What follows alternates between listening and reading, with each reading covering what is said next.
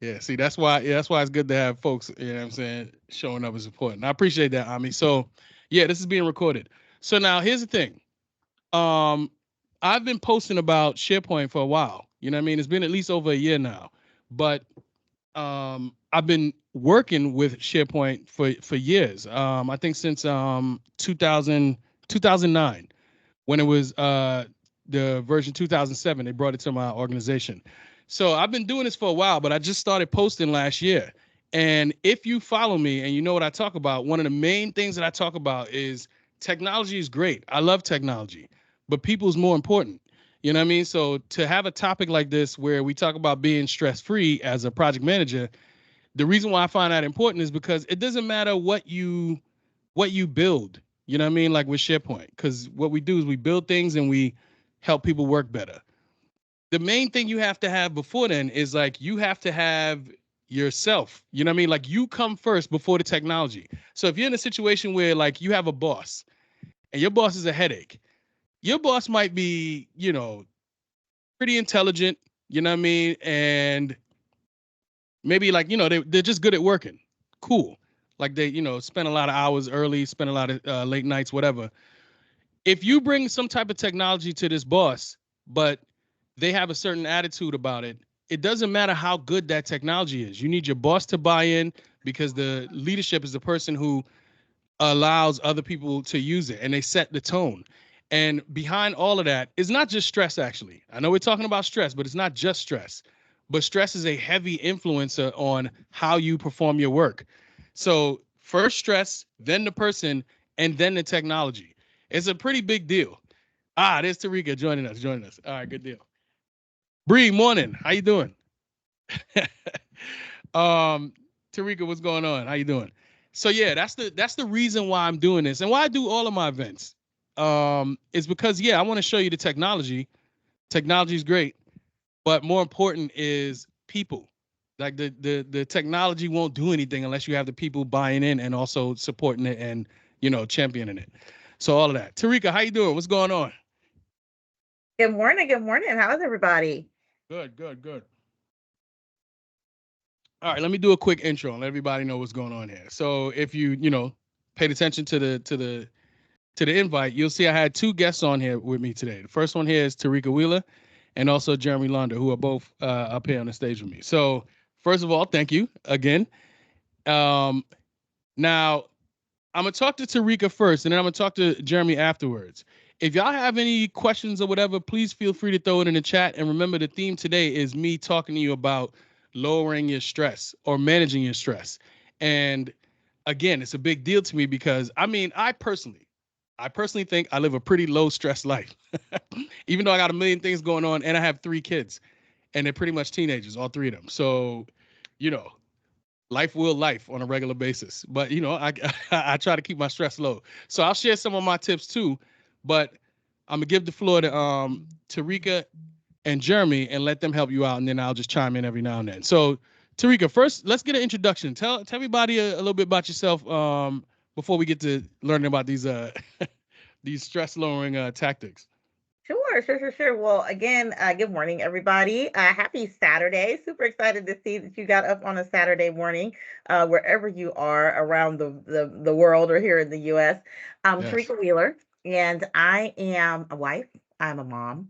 I am a podcast host, and I'm a career and work life strategist and a 20-year plus professional in program and project management, both in the domestic and international space, especially in spaces like data and IT, strategic communications, and corporate social responsibility.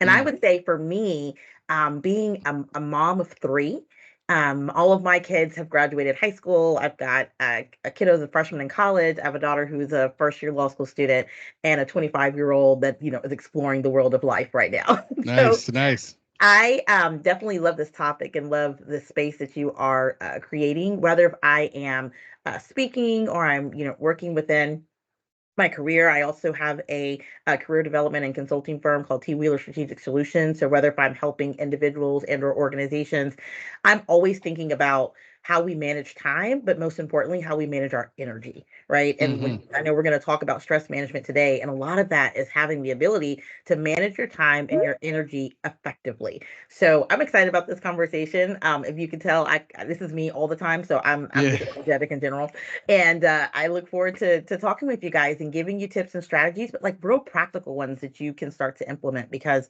program and project management is no small feat, right? And when Right. you are operating in all these different spaces, or even if that's not your vertical and you're operating in other areas, work is working and life is lifing. And we have to think about ways that we can do that productively and efficiently so that we don't sacrifice the things that mean the most to us, our core values, and for me, work-life harmony. So yeah, Thurman, I'm excited to be here. All right, good deal. Yeah, now you just mentioned exactly what I wanted to touch on, which was work-life harmony. So everybody here has heard the term work-life balance, Mm-hmm. but first time I've ever heard the term work-life harmony. Now, in my case, I will say that probably applies to me more than balance, because somebody in the past has told me it's not necessarily about balance, and that's when my mind started to turn a little bit. But more so specific to me is that I don't see my quote work and my life as separate. They're just all the same to me. Like I don't get up and work, and while I'm working, I'm not living my life. That's literally part of my life. You know what I'm saying? So I never got that term of like saying work and then life and then balancing those two things. So this is your thing. I want to hear more from you about that term. Like, how do you go about talking about work life harmony as opposed to balance? For sure. So I will tell you, if we think about it, like just if you sit back and think, when you hear the word balance, we're oftentimes thinking that balance means we got to be the same, right? Same over here, same over there, so that we can create a sense of balance. It Mm-hmm. is impossible. And I don't even like that word because I think that everything is feasible and possible to do at some point and in some way. But I Mm-hmm. think work life balance is actually impossible because you cannot divide yourself in two. You cannot have this 50-50 space. You have to be in a place of integration because you're one person.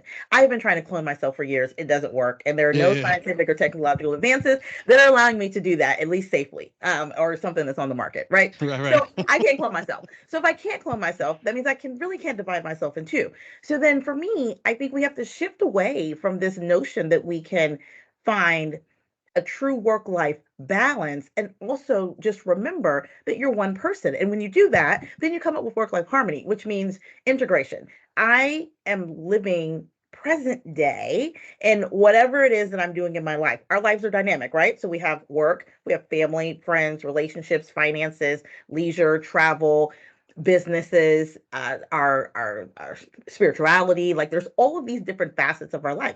You cannot divide that 50 Right. 50 and create balance. So when you're operating in work life harmony, guys, it really is about ensuring that you are controlling how you are being present and showing up in each area of your life. And there's a harmonious existence between your personal activities and your professional activities. Notice I don't say personal life and professional life. You have one. You have one. If any of you have figured out how to have two, please send me a little side chat and let me know so we can get that together. Because I've been trying for years, it doesn't work. Yeah. But you have one life. And so you have to think about, how do my personal and professional activities live amongst each other? How are they integrated? And when you think about work life harmony, that means you have to start thinking about boundaries.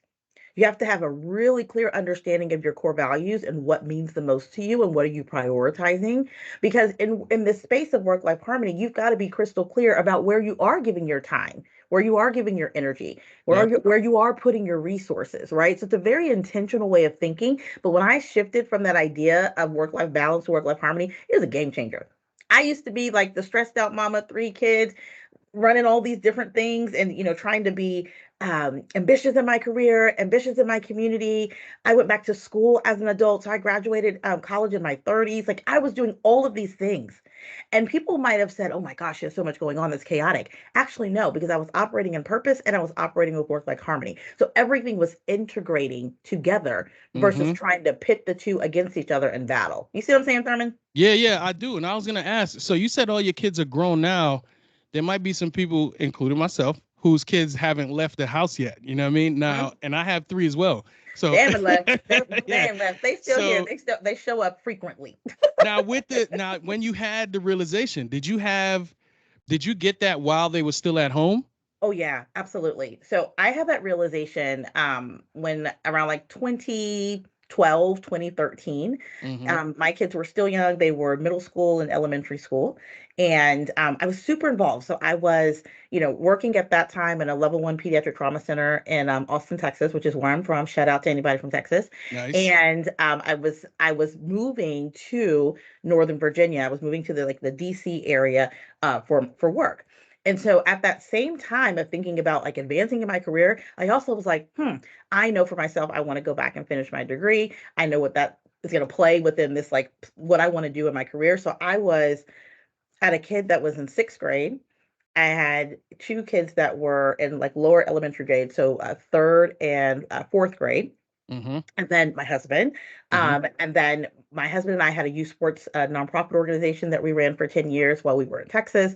I was director of my youth ministry within my church. Like there were so many things going on. And I was just wife. Oh, and myself, right? Like there is like ourselves that we have to put into the Yep. equation. So for me, I worked in a really busy job. Like in being in the trauma center, I was over our community-based programming and our patient safety initiatives within the hospital. So I was doing media all the time and events and all types of things. So I was busy. And for Absolutely. me, I kept trying to balance it all. And I was missing out on things, guys. I was missing out on my kids' activities. I was missing out on spending time with my husband. My schedule started to be all messed up. So I was late for everything, or I had to cancel, on people because things were just out of control. Why? Because I was trying to balance myself at the hospital with my personal life. And it didn't work. I failed miserably, right? I Mm. failed miserably. And so I realized that, okay, number one, I've got to start prioritizing and some stuff has to go. So let me take a look at the list of all the things I've got going on. Where am I operating in want and um, desires and like my purpose? And what are the things that are going to really contribute to me moving forward the way I want to live, right? And then what are the things that are kind of just extra heavy weight that I really need to pause or just like delete altogether? So I did that around late 2011, 2012. It took some time. It wasn't a light switch, right? I can't Right. just Right. like kick people off and just drop things. I was on board and I was doing all kind of things. So I had to do that properly. But when I did it, it was like a breath of fresh air. And I wasn't missing my kids' events. I was present in the places I wanted to be in. My husband and I had like quality time that was really intentional, and that felt good. Now, I'd love to say that I was perfect at it. I wasn't. I got to DC, got my big new dream job, and I forgot about this idea of work life harmony. And because I was so driven on like, oh my gosh, this is the opportunity of a lifetime. I've relocated. This is my dream world, my dream job. And I poured myself into my work. And there's nothing wrong with being driven and pouring yourself into something that you really want to grow. But Thurman, when I did that, guys, when I did that, I forgot about balance or harmony. I wasn't doing any of it. I was just pouring myself into my work because I Yes. knew what I wanted to see of that. And I slipped, as my grandmother would say, I let a little backslide. So I slipped back and I got back into this place of not even balance. I was just like operating and doing. And what woke me up was I had a global trip. I had the opportunity to go to Kuala Lumpur, Malaysia. It was an amazing, beautiful place. And I was there for work. And I was asked to go, but I wasn't required to go. Get the difference there. I was asked to Yep. go for Mm-hmm. work, and I volunteered, like, heck yeah, I want to go to Malaysia, versus being required to go. And so I went there, was there for 7 days. And my daughter at the same time had a cheer competition. She's a competitive cheerleader. And if I have any cheer mamas out there, y'all know that's like serious business, right? So Yes. she was a competitive cheerleader. And she was in Atlanta at one of the biggest cheer comps. There's three that happen each year. They're like a national scale. And she was there and she was throwing a brand new skill and she was tumbling. And cheerleaders, they do crazy stuff like turn their bodies upside down and spin. I don't know why they want to do that, but they did it. Yeah. Yeah. And she fell. She fell in front of, you know, uh, thousands of people and on the stage. And she had a pass that was like right across the floor. She fell. And I'm watching it. It was like 2 o'clock in the morning or 4 o'clock in the morning for me in Malaysia. and I'm up and I was just like, oh my gosh. And so her cheer mama, Oh, she called me and she told me, and I was like, I saw it, and it's like, how is she? And she's like, she's okay, but she's crying. And I talked to her and I felt awful because it was the first time that she threw a new skill. I knew how much it meant to her for me to be there, but all I could think about was my career and having this opportunity to go to Malaysia. And I didn't have to go. Matter of fact, I probably could have even finagled it to where I could have gone another time. And yep. it was that time for me that I said, Tareka, you got to stop.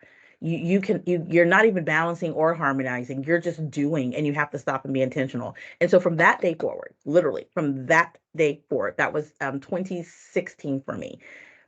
Work life harmony is I'm locked in, full on and full go. And Yeah.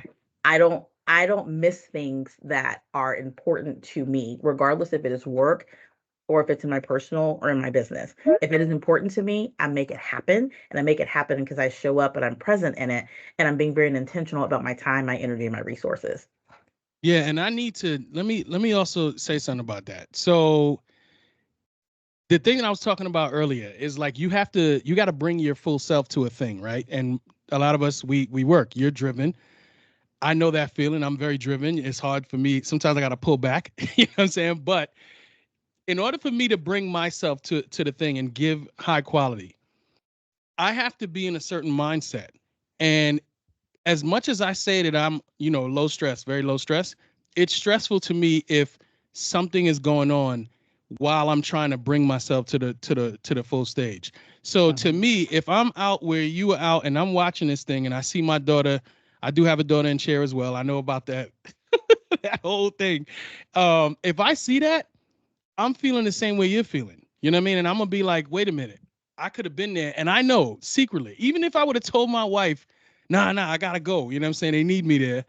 They don't need me there. You know what I'm saying? It'd be great if I could be there, but they don't need me there. You know what I'm saying? But I'm there, and look what happened while I was there. That type of stuff will mess with me, and I'll be like, this is why I try my hardest to keep the home in perspective, keep things in perspective. Like today, Yeah. today almost didn't happen because today is states for my other daughter.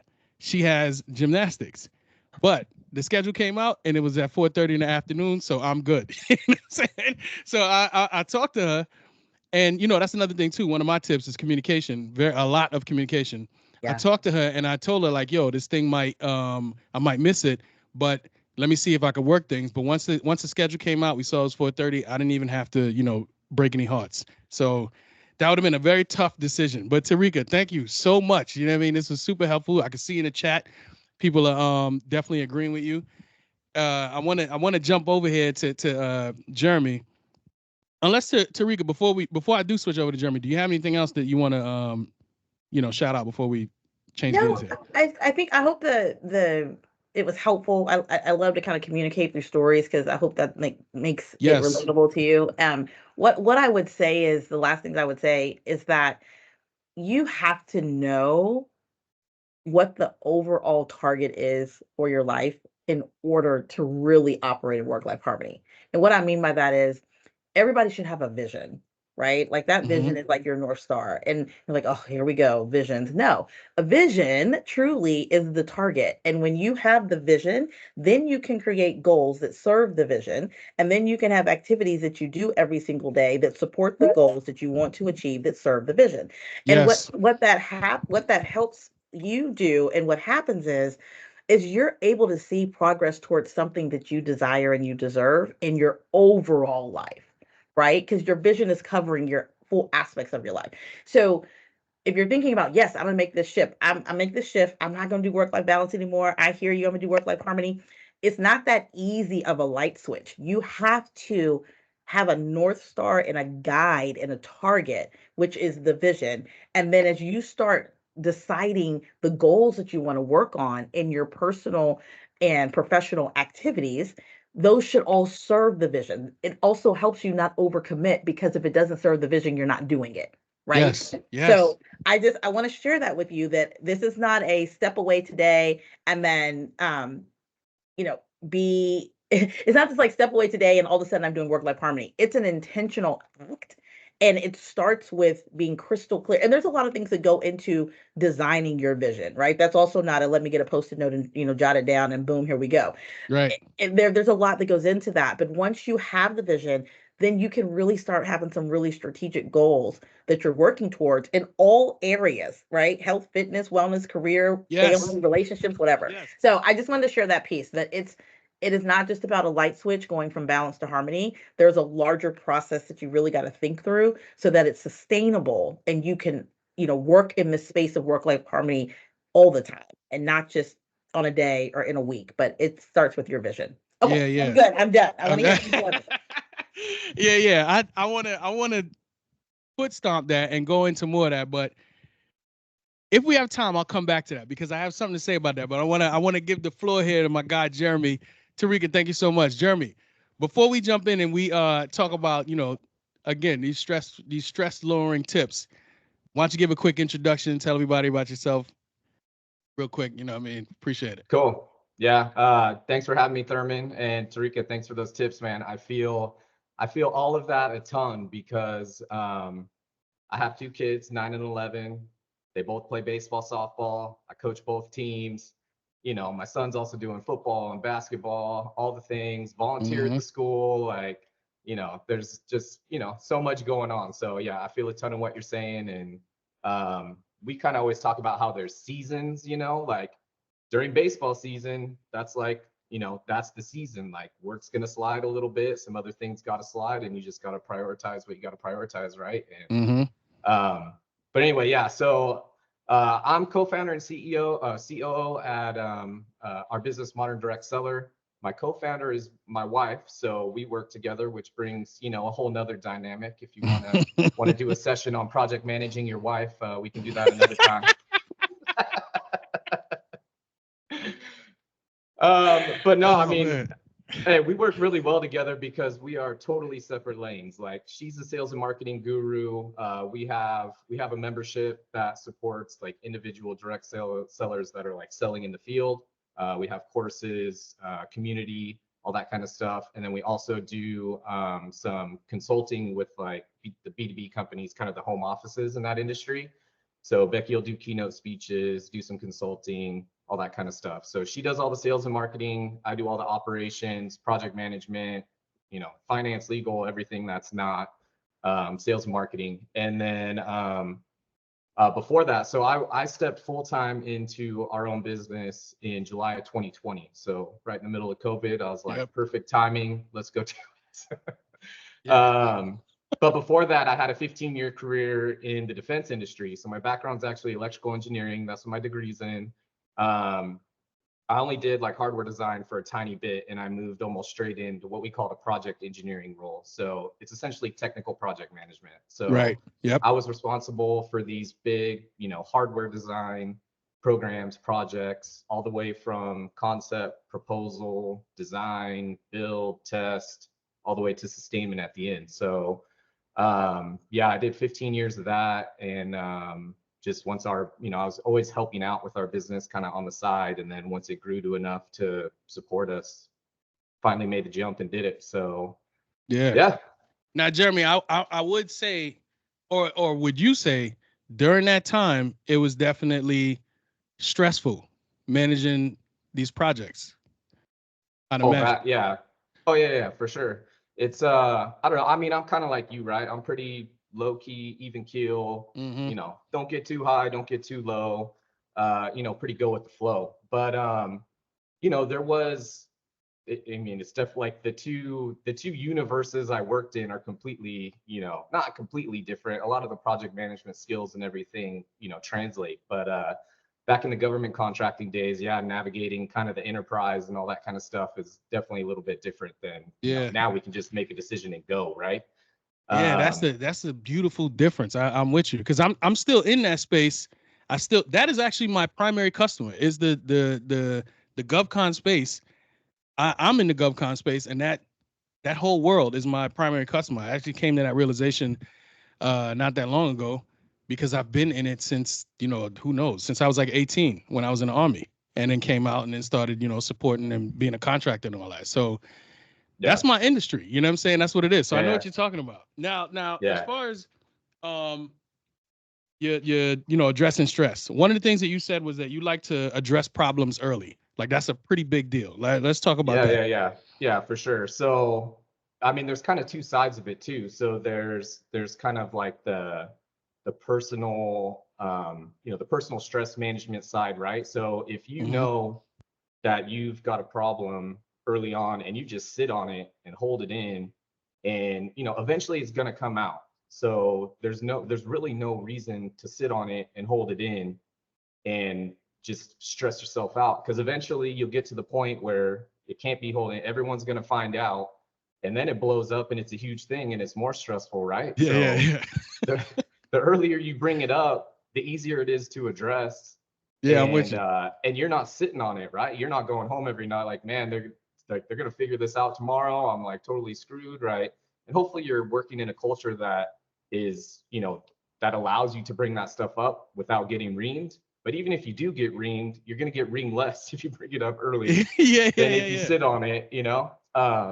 So there's that side of it. But then back in my like government contractor days, we were developing hardware, and I don't remember the exact numbers, but if you find a problem or bring up a problem at the requirements phase, it costs, well, I'm just gonna throw out numbers, it costs 10 grand to fix it, right? But if it miss it at that stage and it gets to the paper design and you don't find it till the paper design, it costs 25 grand.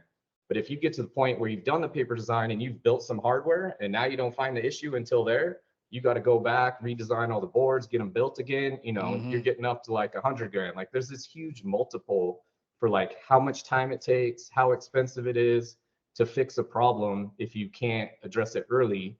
And I would say like one thing that came up was, back when I was working in defense, we had a mix, right? There's different levels. There's junior engineers, there's more senior Mm-hmm. engineers, Mm-hmm. right? Mm-hmm. And when we're doing like a design review, you'd have all engineers across all the levels. We want to get, different eyeballs looking at it, different opinions, right?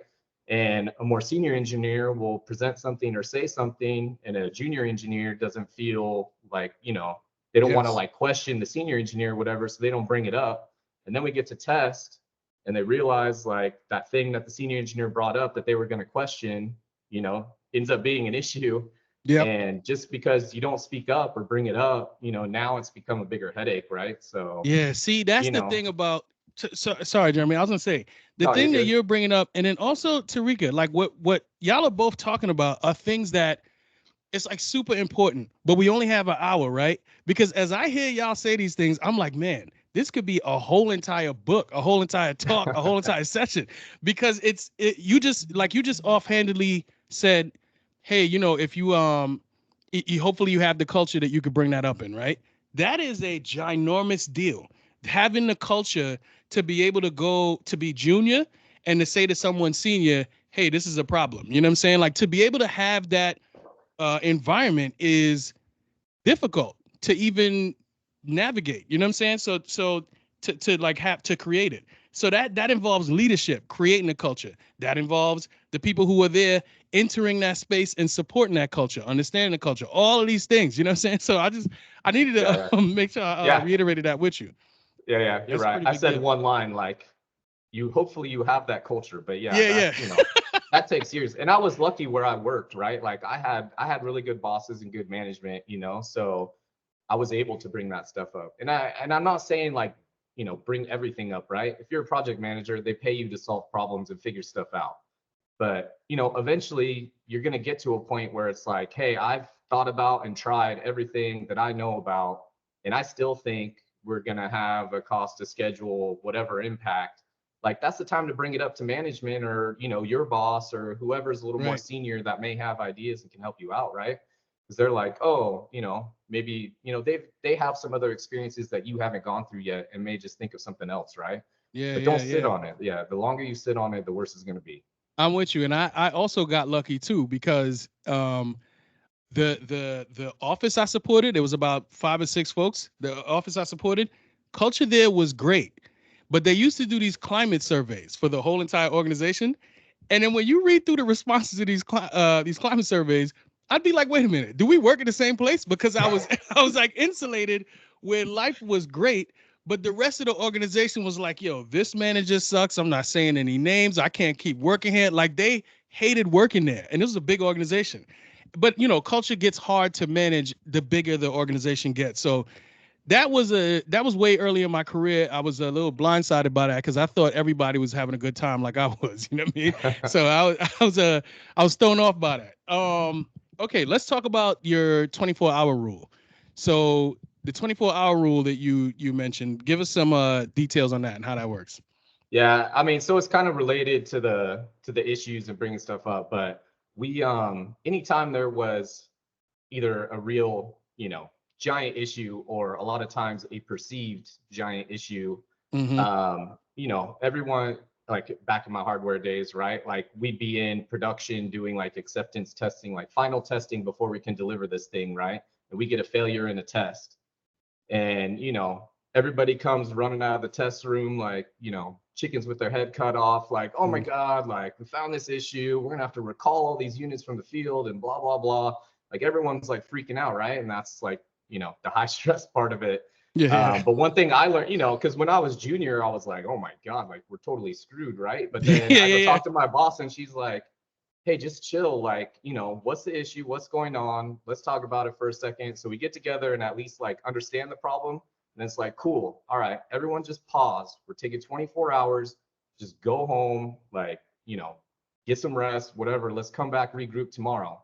And sure enough, 9 times out of 10, you come back the next day and it's like, oh, well, it could be this, it could be that, whatever. Like, we're probably fine. Like, let's just go look at this stuff, and Yeah. everyone's got their heads on straight when they step away for a second, right? And you 9 times out of 10 you come up with a path forward that's like nowhere near what you thought, end Yeah.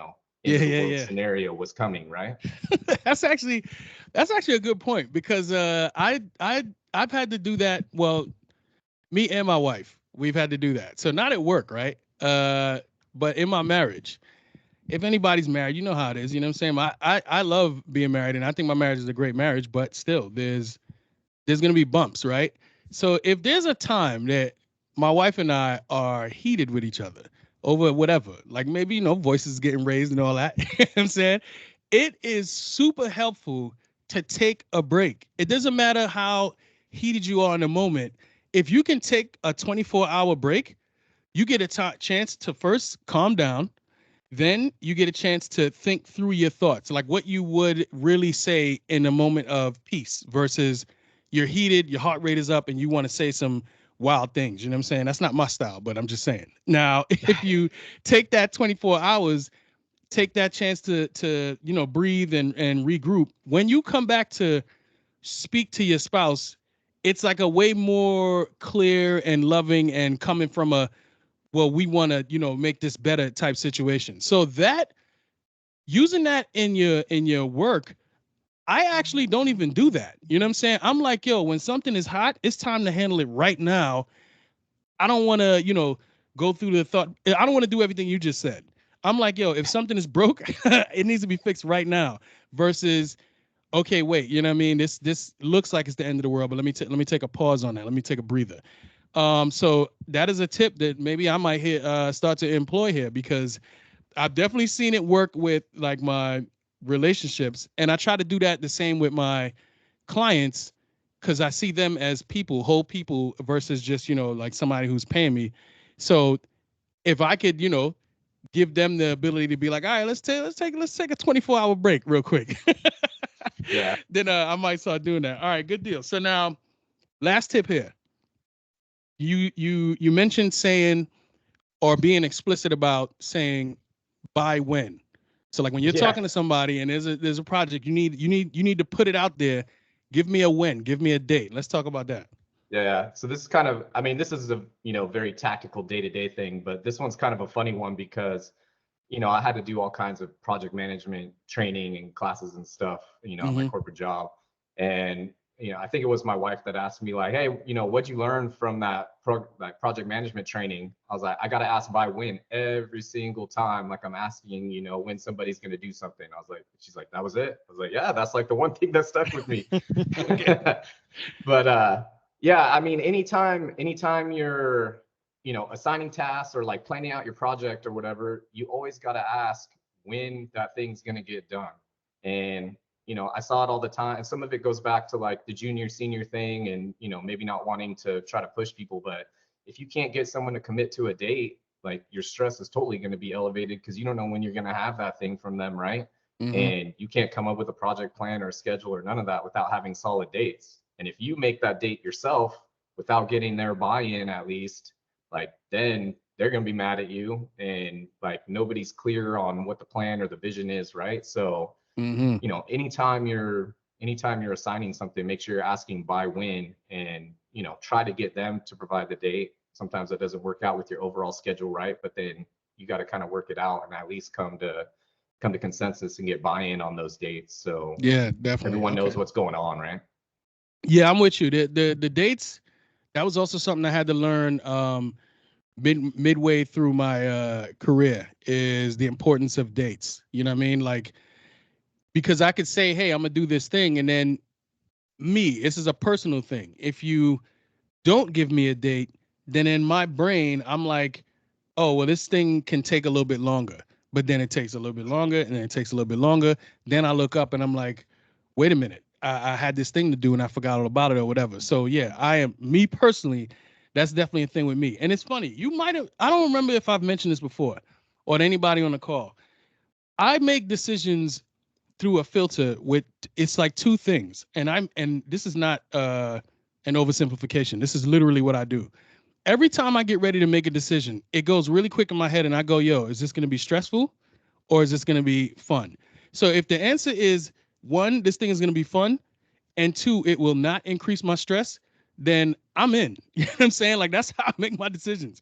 The problem is, a lot of times I have thought about, is this thing going to raise my stress right now or lower my stress right now? So if I make the decision like, oh, right now this is going to be great, I completely forget that there's a back end. You know what I'm saying? Like, there's a back end where in the long run this thing is going to raise your stress. So there's a balance there that I'm getting better at. You know what I'm saying? But before we take some questions, I see a couple hands up. Tareka, I see you up. I see you, Ami. Before we take some questions, Jeremy, did you have any last thoughts before we start taking some questions? No, man, I think I covered it. Yeah, my head lives in the more kind of tactical part of project management and operations and that kind of stuff. So, yeah, man, thanks for inviting me on, and I love chatting with you. Yeah. Thanks for coming. This was really good, and I do have something last, but before I do, Tareka, Yeah. you had your hand up. Would you want to chime in with? So two things. So one, Jeremy, thank you so much for that. Love your thinking around it, and I love the 24-hour rule. And I think about that. My timing is a little bit shorter, but I do step away. I was gonna say 24 hours, I guess, is kind of a misnomer because it's like the next day. So it's really more like, 16 hours. Or Okay. Mine is like 16 minutes, but I'm gonna work on it. Imagine what could happen if I actually waited the 16 hours.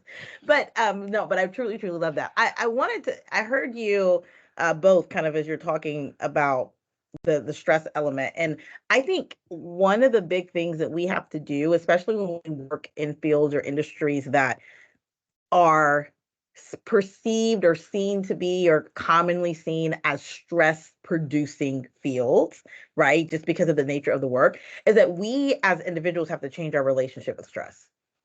And when we change our relationship with stress, to me, we are more proactively thinking about how to not put ourselves in stressful situations, but also knowing that there are times where we may have a situation or an environment that brings pressure. So stress and pressure are different. And I think a lot of times we blend the two because we have high pressure situations. If you work in certain industries or you're working in a particular project that's a high visibility, very fast paced, like your stress level could be non-existent and kind of step over here, but you do feel like you're under a lot of pressure. So I just think we have to change the relationship with stress because stress can have such a negative connotation. But honestly, you might really just be feeling pressure. And then how do you operate in times of pressure? How do you operate when the stakes are high? What does that look like for you? And I think, Jeremy, you're talking about like being in industry of defense and working in that space. Like, I'm sorry, you're operating in a high pressure space, period. Right? It's difficult to say that you're not. But if we change our relationship with stress, then everything that occurs won't feel stressful. You just feel that moment of that pressure. And then how do you deal with that season of pressure? Right. You talked about it with the kids and seasons, like, oh my gosh, my kids did, played all the things. They did cheer, basketball, football, AAU basketball, uh, travel baseball. Like they were doing all types of things, right?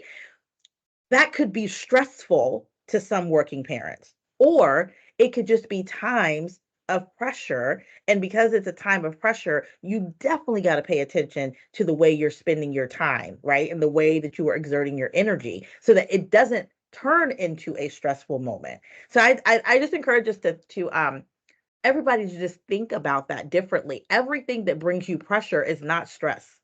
It's Right. just not. Some of those things are just moments of pressure. And I'm sorry, and it's going to sound super cliche, but I really believe in it, is that we know that out of pressure, we can create diamonds. And that means there are absolute, like, diamond brilliant things that can happen in our lives if we learn how to operate within pressure versus allowing pressure to materialize into stress. Right.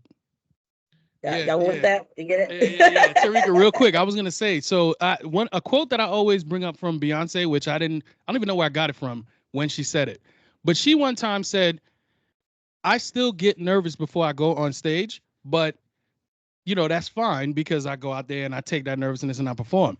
But hearing Yeah. you just say that just now, I always used to think she's saying nervousness, but she probably means stress. Like that's what I told myself in my head. But there's because I tend to blend some terms sometimes. But Yeah. you can definitely say it's just being nervous, completely outside of being Mm-hmm. stressed. It's just, hey, I'm a little bit nervous, so I got this little thing Yeah. in my stomach, and now I'm gonna go perform. So that's why I Yeah. like you saying that you have to identify that stress, like what is really the thing, you know what I mean, and then work with it from there. You know what I mean? So yeah, I appreciate that. Definitely, definitely. This is really good. I just gotta say, this is really good. It's a really good tip. Ami, what's up? Oh wait, did you lower your hand? Yeah, hi. I wanted to say a couple of things about stress. I Let's hear it, think Ami. stress can be, can you hear me? Mm-hmm.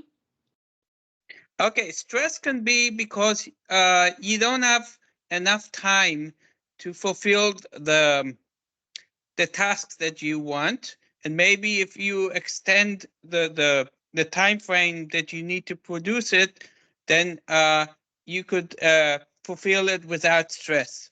Mm-hmm. Stress also, maybe if you use all kinds of tools that can make it easier for you, if we're talking in technology, then that could save you time.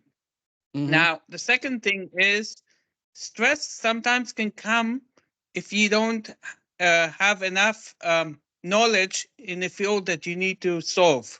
So, if you are junior or even sometimes as a um, someone that knows the profession very well, but he cannot find the solution. Sometimes that could cause stress. And sometimes to solve that, you can not be shy and ask colleagues and share and collaborate. Mm-hmm. And that's the way to, this is how, if I come back to what we are in the SharePoint world and other technologies, the Microsoft community is really helpful to each other, I and agree. really asking it's, you shouldn't be shy to ask because it just helps, and maybe somebody can fix it, and that will make the stress less. So that's Yeah. my is 10 cents. I appreciate that, Ami. I was gonna say, as Ami brought that up, a friend of mine just yesterday literally sent me a video where this dude he got in the car and he was arguing with his girl because he went to he went to a new job and was operating like some heavy machinery, and I guess he knocked over like a whole bunch he destroyed some stuff, but he got in the car and he started like losing it, you know what I'm saying, like yo man, these folks done kicked me out. You know what I'm saying? I'm about to lose my job. This, that, and the third, whatever.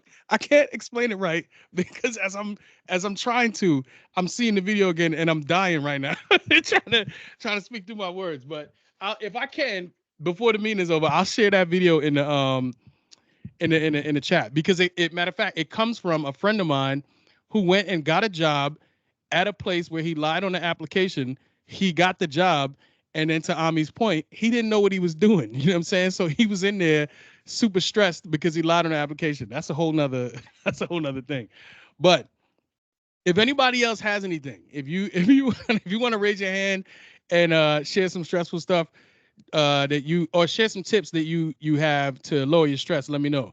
One of the things that I wanted to point out that I use, and I do this all the time, is I don't take things personally. You know what I'm saying? And this is a big deal because if you are producing work for someone and they need to take that work and use it, if someone is critical of the thing that you have produced for them, it is easy for you to take that personally because that's your work. You worked on that, you put it together. But you have to remember what they're criticizing is the thing. You know what I mean? Not you. And it could make you feel stressful if you take that personally because it could be stressful for somebody to criticize you directly, and then you're like, let's say it's a client or a boss or whatever. If they're criticizing you directly, that can raise your stress because you could be like, oh man, this person thinks I suck. What am I doing here? And then you start to fumble with your work or whatever and not think clearly. You have to learn how to not take things personally. Like just understand that you are a person who produced a thing and that thing might get criticized. I'm not saying it's easy. I understand that it's not easy. I'm just saying that that's the perspective you probably want to take because there ain't nobody, at least I don't think, unless you got a dirtbag boss, nobody's trying to personally attack you. You know what I'm saying? It's just like, hey, you said you were going to do a thing. I don't really like this thing. Can we rework it and get something better going? You know what I mean? So that's what one of my tips is just not to take things personally, even though it's very easy to do that. Now listen, we only got 10 minutes left here. I just want to tell y'all real quick again, thank you. Tareka, thank you. Jeremy, thank you. And everybody else that showed up. Again, this is Saturday morning. It's a Saturday morning. I know you could be doing absolutely anything else. So the fact that you're here, I really, really appreciate that. Now, before I go, I do have to tell you about the SharePoint Help Desk Academy. The reason I created this was so that I could teach people the things that I know that I've been learning over all these years. The first class from the SharePoint Help Desk Academy is for project managers, but project managers that work in GovCon, like Jeremy used to, right? So when you are a project manager, you work at an organization, you work at a company who is winning contracts with the government. Once you win that contract, you get an influx of a ton of things that you have to manage. A bunch of files, a bunch of information, a bunch of tasks, deliverables, people, timelines, all of these things that you have to manage. And I've supported multiple contracting companies over the years. One thing that was consistent is that they never had that organized. It was never in an organized situation. Now, of course, they would probably use SharePoint or a shared drive, but when they use SharePoint, they would take all of the documents, throw them in the SharePoint in a bunch of folders, and tell their folks to go fetch. That was the struggle for people who were the project managers who were managing over the project, and then the people who they would work with trying to find things and support the project. So what this course is about, the first one, is going to teach you how to build an actual site. You'll build a site where you'll be able to manage all of those things. So you and your team will be working on a SharePoint website, nicely designed, very easily structured for you to just find any and everything for each project that you create. So I'm going to share the link to that, and then you can go there. You can sign up. I really appreciate it. I can't wait to start serving you. And yeah, because the reason why I know that this thing is going to work is because I've done it a bunch of times before. So now I'm just bringing it to the public and doing it that way. So again, thank you very much. I'm gonna share the link here in a second. If you got any other questions, if you got any comments, share. Yeah, Jeremy, I feel you. Share it in the comments. If not, thank you so much again. Let me drop that link. And again, like I said, if you got anything you want to share, any Q&A and all that, we could definitely talk about it. Also, for my active LinkedIn folks, every Saturday morning, I do a social Saturday chat. And what we do is, we just bring a bunch of people on LinkedIn or from the LinkedIn community. We hold a audio event on LinkedIn. If you're interested in that, I can share that too. Just something to do on a Saturday. It's a great way to grow your network. So let me get this link for y'all real quick, and then I'm gonna share it.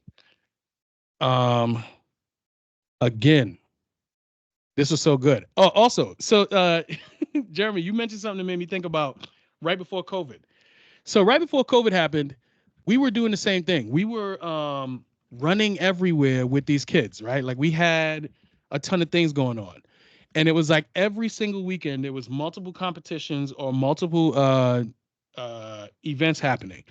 Right when COVID happened and they put us all on lockdown, it wasn't until then that we realized that it didn't have to be as wild and as crazy as it was, because we we got forced to sit still. And then when we got forced to sit still, then we realized, well, you know what?